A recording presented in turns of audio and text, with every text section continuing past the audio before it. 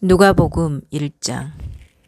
우리 가운데서 일어난 일들에 대하여 차례대로 이야기를 엮어내려고 손을 댄 사람이 많이 있었습니다.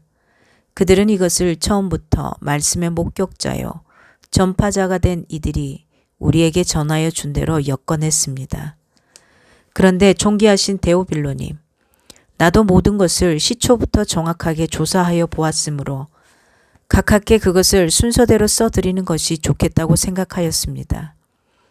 이리하여 각하께서 이미 배우신 일들이 확실한 사실임을 아시게 되기를 바라는 바입니다. 유대왕 헤롯 때에 아비야조에 배속된 제사장으로서 사가랴라고 하는 사람이 있었다. 그의 아내는 아론의 자손인데 이름은 엘리사벳이다. 그 두 사람은 다 하나님 앞에서 의로운 사람이어서 주님의 모든 계명과 규율을 흠잡을 데 없이 잘 지켰다. 그런데 그들에게는 자녀가 없었다. 엘리사벳이 임신을 하지 못하는 여자이고 두 사람은 다 나이가 많았기 때문이다. 사가랴가 자기 조의 차례가 되어서 하나님 앞에서 제사장의 직분을 담당하게 되었다.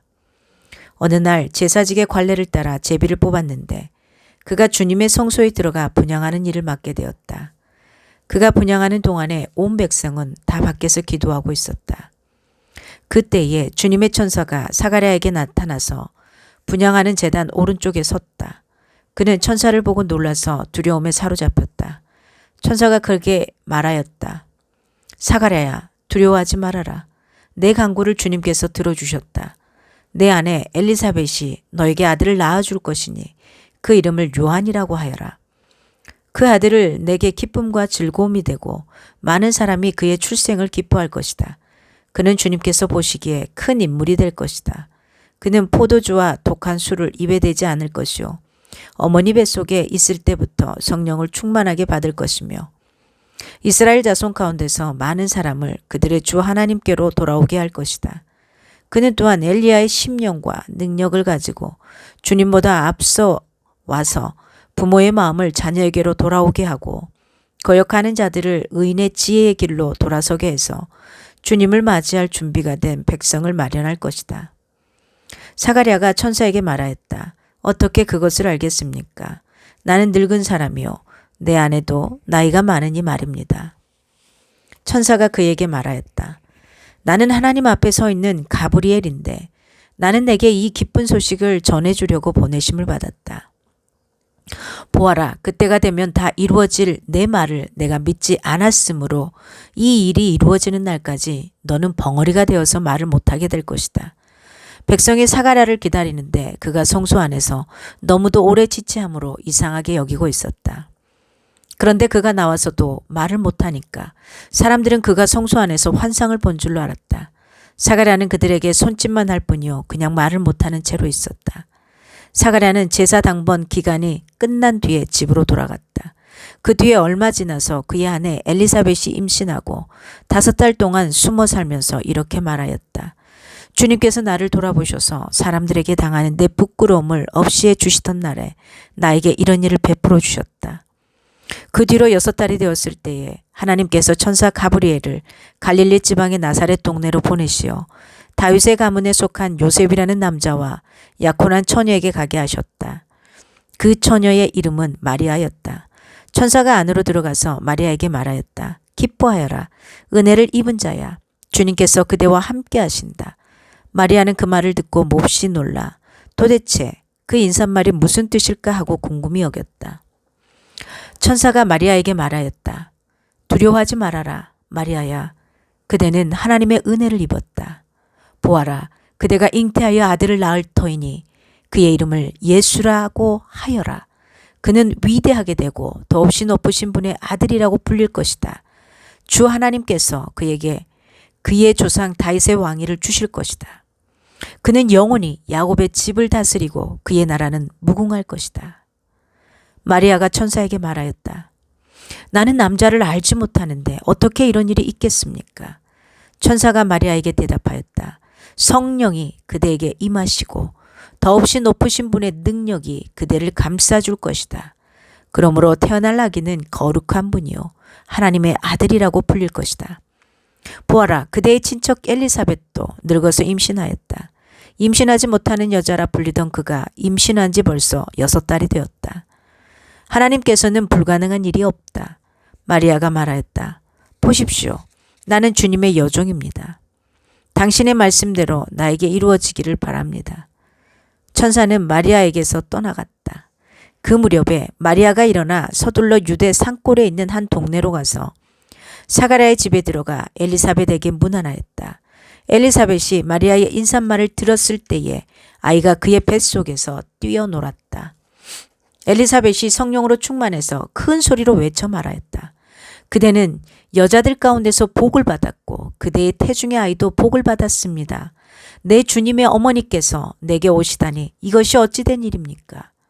보십시오. 그대의 인사말이 내 귀에 들어왔을 때에 내 태중의 아이가 기뻐서 뛰놀았습니다. 주님께서 하신 말씀이 이루어질 줄 믿은 여자는 행복합니다. 그리하여 마리아가 말하였다. 내 영혼이 주님을 찬양하며 내 마음이 내 구주 하나님을 좋아함은 그가 이 여종의 비천함을 보살펴 주셨기 때문입니다. 이제부터는 모든 세대가 나를 행복하다 할 것입니다. 힘센 분이 나에게 큰 일을 하셨기 때문입니다. 그의 이름은 거룩하고 그의 자비하심은 그를 두려워하는 사람들에게 대대로 있을 것입니다. 그는 그 팔로 권능을 행하시고 마음이 교만한 사람들을 흩으셨으니 제왕들을 왕자에서 끌어내리시고 비천한 사람을 높이셨습니다. 줄인 사람들을 좋은 곳으로 배부르게 하시고 부한 사람들을 빈손으로 떠나 보내셨습니다. 그는 자비를 기억하셔서 자기의 종 이스라엘을 도우셨습니다. 우리 조상들에게 말씀하신 대로 그 자비는 아브라함과 그 자손에게 영원토록 있을 것입니다. 마리아는 엘리사벳과 함께 3달쯤 있다가 자기 집으로 돌아갔다. 엘리사벳은 해산할 딸이 차서 아들을 낳았다. 이웃 사람들과 친척들은 주님께서 큰 자비를 그에게 베푸셨다는 말을 듣고서 그와 함께 기뻐하였다. 아기가 태어난 지 8회째 되는 날에 그들은 아기에게 할례를 행하려 와서 그의 아버지의 이름을 따라서 그를 사가랴라 하고자 하였다. 그러나 아기 어머니가 말하였다. 안 됩니다. 요한이라고 해야 합니다. 사람들이 말하였다. 당신의 친척 가운데는 아무도 이런 이름을 가진 사람이 없습니다. 그들은 그 아버지에게 아기의 이름을 무엇으로 하려는지 손짓으로 물어보았다. 그가 서판을 달라 하여 그의 이름은 요한이다 하고 쓰니 모두들 이상히 여겼다. 그런데 그의 입이 곧 열리고 혀가 풀리고 말을 하며 하나님을 찬양하였다. 이웃 사람들은 모두 두려워하였다. 이 모든 이야기는 유대 온 산골에 두루 퍼졌다. 이 말을 들은 사람들은 모두 이 사실을 그들의 마음에 두고 이 아기가 대체 어떤 사람이 될 것인가 하고 말하였다. 주님의 보살피는 손길이 그 아기와 함께 하시는 것이 분명했기 때문이다. 요한의 아버지가 사가랴가 성령으로 충만하여 이렇게 애언하였다. 주 이스라엘의 하나님은 찬양받으실 분이시다. 그는 자기 백성을 돌보아 속량하시고 우리를 위하여 능력 있는 구원자를 자기의 종 다윗의 집에 일으키셨다. 예로부터 자기의 거룩한 예언자들의 입으로 주님께서 말씀하신 대로 우리를 원수들에게서 구원하시고 우리를 미워하는 모든 사람들의 손에서 건져내셨다. 주님께서 우리 조상에게 자비를 베푸시고 자기의 거룩한 언약을 기억하셨다.